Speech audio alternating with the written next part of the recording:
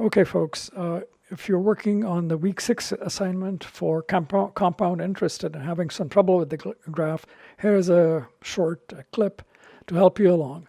Now, the only thing you need to do for this assignment is to get the interest rates from two banks and put the values of those interest rates using these R sliders. You don't have to do anything with N. It's already, as I explained in the assignment, set for 1 year's time. But here are the sliders to the bank. So let's say let's assume you found 5% interest rate from bank 1. So you can move the slider and leave it at 5, which is the decimal form of 5%, 0.05, right? And if your other bank had an interest rate of 0.01, that is to say 1% interest rate, then this slider would be set to 0.1.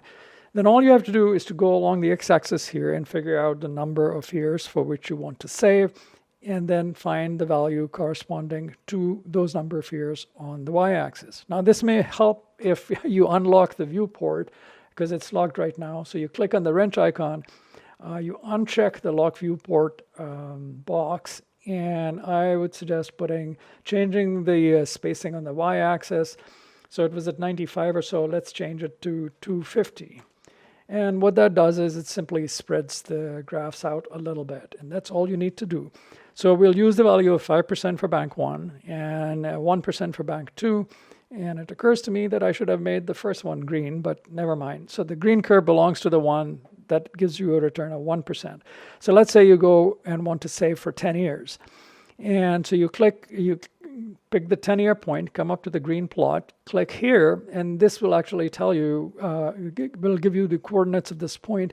And so you can see that the y value corresponding to this point is about 126. So if your monthly deposit was $100 and you put it into this account, after 10 years, you would have $100 multiplied by 126, which is about $12,600. In contrast, if you put that same amount of money into this bank, okay, the one with the 5% interest rate, you would multiply your $100 by 156, and your net result would be $15,600, right? So that's a nice little difference of about almost $3,000 based on the interest rate. That's all. So read through this and share your experiences, what you found. Did it cause you to think any differently from the way you had been thinking up to this time, and so forth. Let me know if you have any questions. Okay, bye.